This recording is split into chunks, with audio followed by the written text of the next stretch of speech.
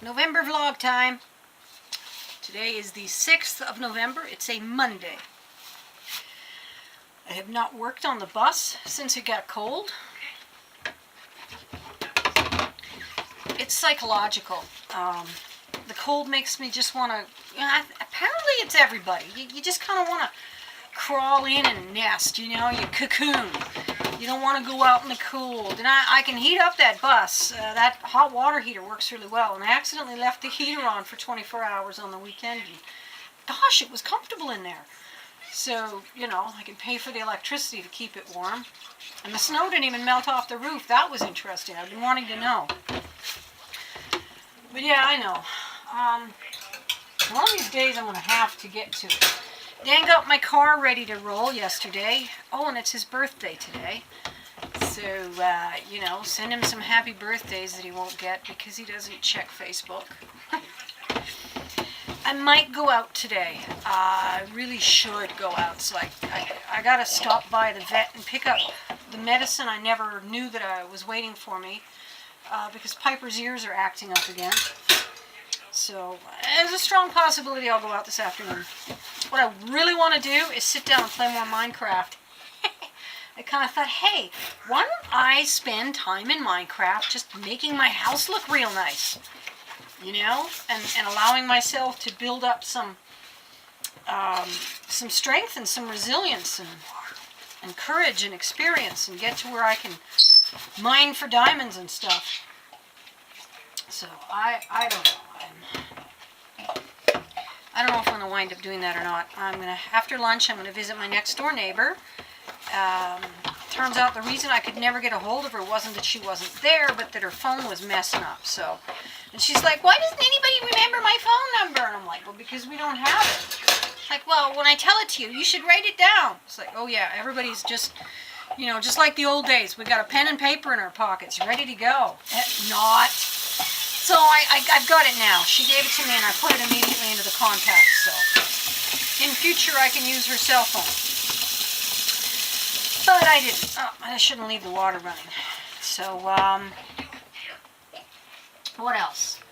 Well, it's a boring day. Piper's got a frozen bone. She's loving it. And yeah, if I do go out, I can also buy something special for Dan for his birthday. It would be nice to him. He's been really nice to me the last couple of days. I don't remember what it was, but I gave him some feedback on how I felt about the way he behaves with me, and it seemed to have sunk in. I think I won't give details. It seems to have sunk in because he's been making an effort to be a little bit nicer. And this is the thing, people talk about personalities that are difficult to live with, to put it nicely. Definitely, beyond a doubt, Dan's behavior has not bordered abusive, but been abusive, and I have been standing up to it. And he still at times gets a little, he can still be really hard to live with. People are always like, oh, well, if someone's behaving like that, give up on them. Immediately quit, because all attempts to do otherwise are just you getting sucked into a codependent relationship. And I understand that. I get it. But I also understand that inside of this individual, I can't speak for all abusive people or all egotists, but inside of this individual is a human being with feelings. And those feelings are valid. And those needs are valid. So he's stuck in his own little hell, right? I don't know about your abusive person, but mine has bad mine feels bad about it. Mine has feelings.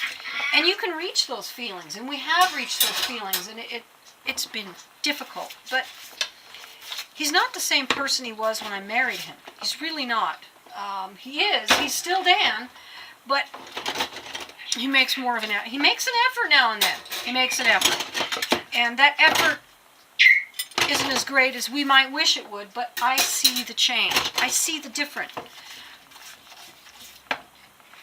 And I care. I would really love to see this man that I married, who is not the man that I was engaged to. The man I was engaged to was vapor, gone like the wind, not as represented. However, the man that I did marry can be a happy person. deserves to be a happy person just as much as I do. And I'm no piece of cake to live with. I'm not going to walk out there in the world, heal all my mental unhappinesses, and suddenly find Prince Charming. I'm sorry. You're better off bird in the hand and all that. This is the first man in my life who has not considered it an imposition to have to earn the income to pay the bills. That's important to me. I will never give up hope that one day I will be capable of earning my own income. But come on, I'm going to turn 54 this week. 54 years old. 10 years from retirement. And I still don't have a career. I still don't have the means to earn my own income. And I've been through some severe illness. The autism prevents me from earning an income. It causes me to have such personality problems that people aren't willing to work around them in order to train me and in order to work with me. Not only that, but being female has been a real issue. Because, you know, when you're a female with a male personality, it just adds to your personality troubles because you're not acting right. People are right, women are not supposed to be that way.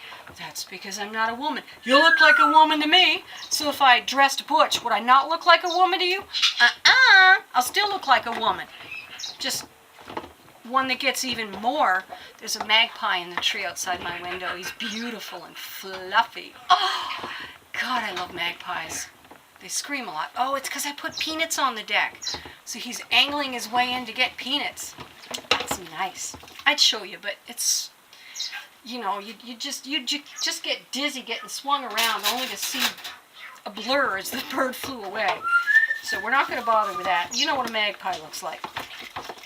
Anyway, so, you know, if I can't be a man and I can't feel like, act like, and behave like a woman, then where am I? Who am I? Well, I'm at odds with my society. All the work that I want to do and that I have an aptitude for is men's work, and I don't look manly enough, and I don't have a deep enough voice, and I don't have adequate social skills to overcome that. So I kept getting denied. I mean, you can sit there and go, well, you know, insist. It's like, just go out and do it. Go out and do what? Go out and just start doing carpentry for people? Oh, hi. My name's Yoli. I have a hammer, and I'd like to do your carpentry. No, I don't know what I'm doing, but I'll learn on the job. No, I don't have anyone to teach me. I'll just have to go to the library and figure it out, because, of course, we didn't have internet. You know, it doesn't go over very well. People aren't going to pay you money when you're, and not only that, but there are certain laws about what kind of trades you can ply. So I tried getting into the Carpenters Union. I was treated like a girl, and when I didn't have the skills and muscle already from nobody having taught me, they lost patience with me and told me I just wasn't up to the job and they weren't going to send me out on that job anymore. And I said, well, that's not really what I wanted to do, scaffolding. I said, I wanted to do actual carpentry. Well, that is carpentry. Well, yeah, concrete forms and scaffolding isn't building stuff. It's not making. It's just a whole lot of mechanical machine type work. There's no creativity involved at all. And I took a carpentry and joinery class, and that was thrilling. I loved it. I learned a lot about shop tools. But when I tried to get into the joinery course, the whole course to learn, they said, oh, you don't have enough work hours on the job experience to qualify for the class. You cannot enter the class. You may not have a seat in our classroom. Yeah, there was 2 women applied for that class, and we both sat and commiserated with each other afterwards because we were both turned down, and we were the only people who didn't get in the class. I'm not that kind of fighter that I'm going to go, they blocked us out, we should get in because we're women and we deserve a little extra. And they're like, well, you don't have the job hours. You have to have the job hours. You know, you can't get a job unless you have a job. You can't make money if you don't have money. You can't get experience if you don't have experience. That was my job career. I went from one thing to another thing to another thing, going from shop to shop and job to job. I remember one time, I lived near where they hold the exhibition. That's another word for the fair. At any rate, it's the place where they put all the roller coasters and swings and doodahs, and they set them up overnight and they take them down overnight. And in those days, when it was time for teardown, anybody who showed up asking for a job would get hired on the spot, and you'd make some money. It was a decent wage, in fact, for your time for helping to tear down. So I'm like, oh, exciting! I love nuts and bolts and wrenches and things, and I love mechanics, and I'm going to go make some money. So I went over there and, hi! You taking on any people? No. And I finally get to one and they're like, no, we're all full up, sorry. Besides, you don't look big enough or strong enough. I'm like, no, I'm really strong, I can do this. No, we don't need anybody. No. And right behind me, a fella who was 3 sheets to the wind with alcohol, comes stumbling up the steps. I need a job, you got work? Sure, come on up, they said to him, right in front of me. Okay, a drunk man was better than a woman in their minds. Seriously. You want to talk about white male privilege, that's it right there. Well, okay, ironically, he wasn't white. But I like to keep the race part out of it because I don't think the race part was really relevant in this case. I used to describe it as part of it because it, at least hereabouts, if you describe a drunken colored person, non-white, it makes a stronger impression on the story. But I've since become a lot less racist in that respect, and I realize, no, his race was not really a factor in that moment. It was the fact that he had a penis and I didn't. And I would have been good on the job, but you don't want a girl on the job. The men might get turned on. Oh, you wouldn't want the men to get turned on because then they get all distracted. You know, busy sexually harassing the woman instead of getting their work done. So the best solution to sexual harassment is keep the women in the kitchen where they belong. That was the world I was raised in. And it's changed. It's changed a lot. And if I was a young woman and healthy and energetic, I would be different. And the health and the energy are coming back. So I'm really looking forward to a day when I can roll up in my bus and I can walk up and say, hi, I have got these skills, and I do now have significantly more skills than I did then. And will you hire me? And I have a feeling I'll stand a much better chance of getting work then. And perhaps I'll be supporting myself. And then if I'm still married, he'll have more leisure time. And if I'm not married, I won't be stricken with severe poverty simply for not being married. So those are my plans as far as that goes. But in the meantime, hanging on to the man I've got and having vicious yelling, shouting match fights with him seems currently to be my best approach. If you want to argue with me, please do. The comments section, having an argument in it is really great for the YouTube metrics, so go for it. Get on there, start typing and tell me all about it. But, as usual, there are 2 rules. And those rules are, you may not insult me, and you may not try to shock me with your profanity.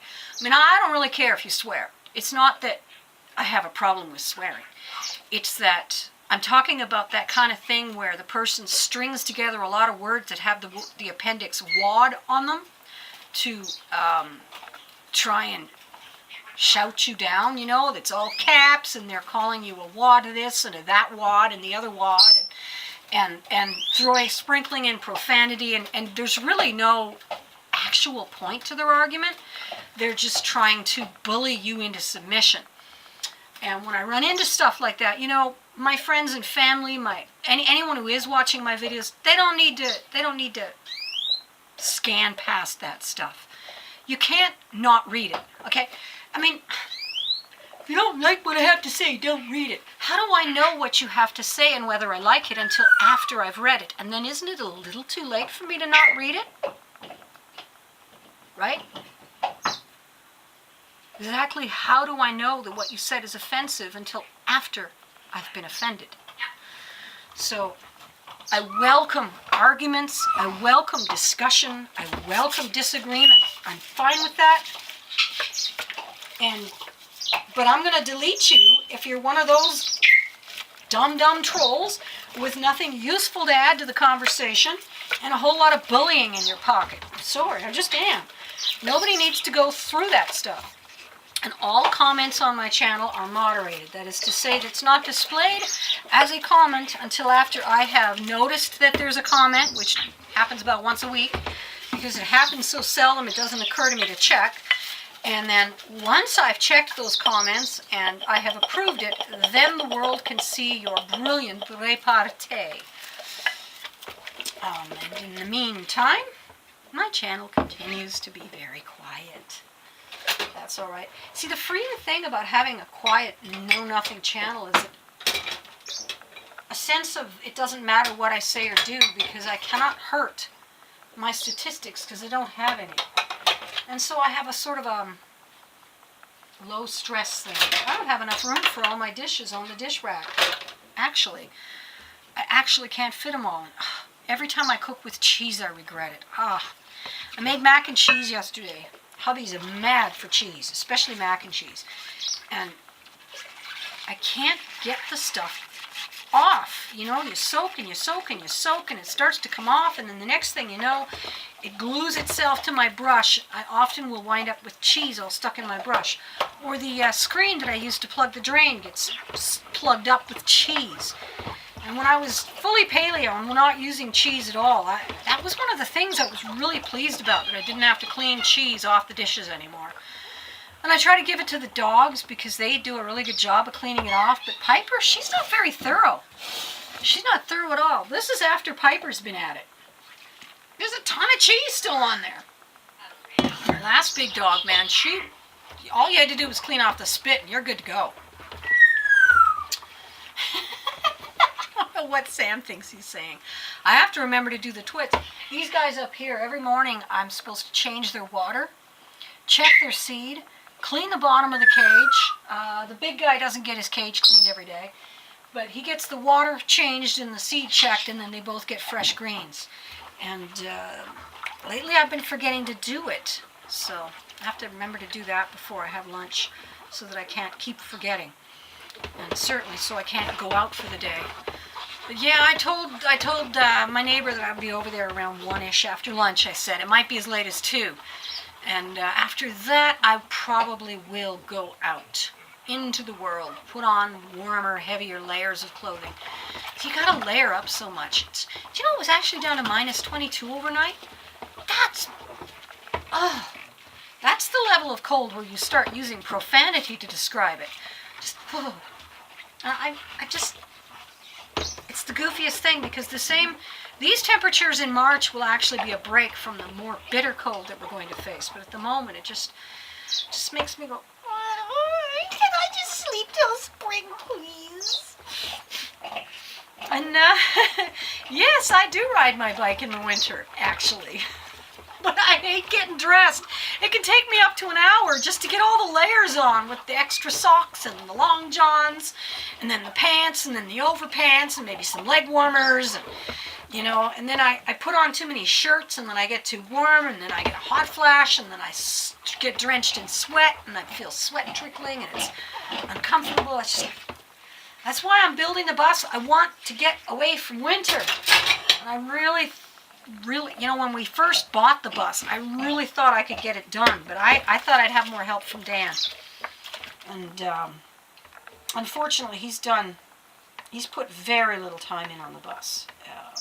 Granted, he's working, but he would much rather spend his after-work hours sitting and reading Drudge Report, listening to Alex Jones tell him about life, the universe, and everything.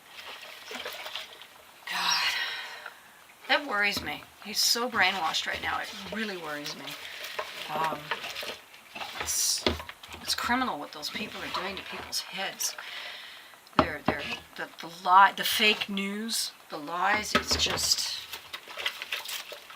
It's so impossible to put a law against it or to enforce such a law, and yet it's bloody criminal, the cheating and the lying that's going on. I don't know.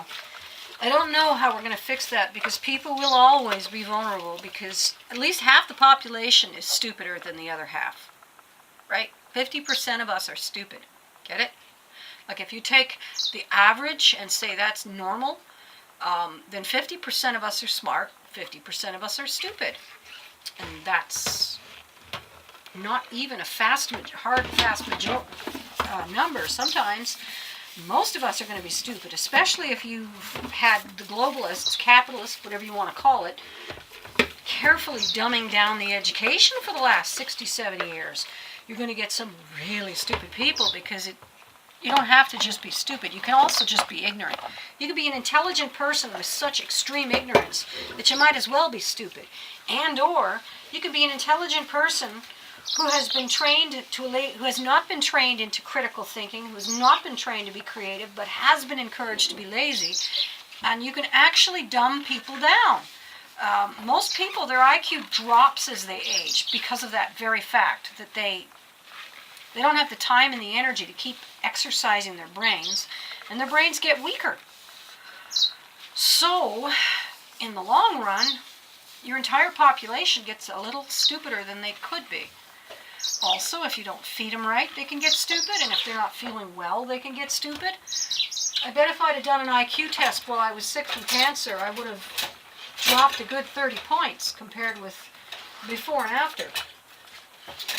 My IQ did not drop from childhood, which I think is because I've always really, really been excited about learning new things, about exercising my brain, about, like, for instance, I have math aphasia. That's difficulty understanding math, and have deliberately gone about trying to fight it, even though it's most unpleasant, and I often have emotional tantrums in the middle of it. I still try to force my brain to go through math and get better at it. And that's yet another one of the ways I'm not normal. If something scares me, I run towards it and tackle it and take it on. If something hurts me, I go back and try harder. And I actually recently realized that I do that too much, that I'm actually harming myself, putting myself into stressful situations, and that stress does brain damage. I didn't understand that stress does actual brain damage. Like, brain cells die. Whole parts of the brain can actually become atrophied from damage. Like if someone had hooked up electrodes to your head, a brainstorm of stressful emotion can actually be like an electrical storm on your brain and do actual damage. So I've been pulling back and being a little easier on myself. It's like, okay, so you can't learn it all, you can't be it all, you can't become it all, and not only that, but what for? Turns out I'm not going to be a hero when I get older. I'm not going to save the world, I'm not going to be useful to people, I'm not going to suddenly make use of all this effort. No one cares what I know. Oh, nobody gives a damn. So I've been doing all this for nothing. So I'm going a little easier on myself, allowing myself to be a little stupider, a little less knowing, a little less skilled. It just doesn't matter. There's no motivation anymore. It's kind of depressing, I know, yeah. I kind of think about it as depressing, but then on the other hand, it's kind of freeing, because it means that I can just sit on the couch and play Minecraft and chill. That's okay. It's okay to just Netflix and chill. Nobody cares. Nobody's judging me. Oh! See, when I was a kid, if I had an emotional moment, there was always some person waiting in the wings to ask me what's wrong and try to cheer me up. Or tell me to cheer up, because usually the try to cheer me up really consisted of, you don't look as pretty when you're frowning, so let's see if we can force you to smile by telling you to cheer up and giving you shit for being unhappy. If I scold you for being unhappy, then you will choose to be happy because it makes me happy, kind of thing. But what it really meant was that I was constantly being judged. And then there were all these bullies that found me found in me such fertile ground for their bullying, and they too were constantly judging me. So I kind of was raised in an atmosphere of everybody's got their nose in your business, and you can expect to be judged at any moment for anything, which gave me a sense that I should get a lot more attention than I do now. And then I grew up, I became an adult, and I wasn't getting the attention. Even negative attention is you're still important. Even though everybody's telling you how low you are and how least you are, they're taking the time to pay attention to you. They're taking the time to talk to you, to tell you, to judge you, to think about you. Dr. Phil likes to say, if you knew how much, if you knew how often people think of you, you wouldn't worry what people think of you if you knew how seldom they do. And that's a liberating thing, but it's also kind of like, when that attention is on you, positive or negative, it really does feed your ego. It really does give you the sense that you're some kind of billboard. I'm going to have to leave this one for later. Not only is the pasta well glued down, but look at that. Things are about to fall off. I mean, it's balanced really, really firmly. So I'm going to end this video here. I just have to go around and wipe all the counters. I wipe the counters, I wipe the cupboard doors, I wipe off the sink, I wipe off light switches, and any place basically that someone's put dirty handprints or that something is splashed, I wipe it down. And I'll talk to you tomorrow. Bye.